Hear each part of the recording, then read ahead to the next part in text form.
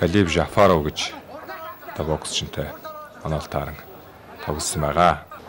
За нуруугаар манай тамирчин хэлэмгүй өндөр. Тийм энэ маневр тактикийг харахад манай боксчин давшиж тоглох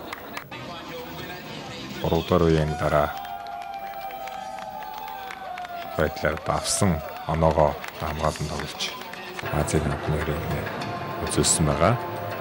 4 жилийн дараа эдгээр боксчдын араас бас дахин дүүнер марч ийхүү медалийн авцсан дээр хүрэл мөнгө алтан медалийн авцсан дээр зогсоод алтан саяын төрийнхээ талбайг хандуулж Монгол улсынхаа төрийн дуулалтыг ишгэл хөлж явах юм боломж бас олгож бий.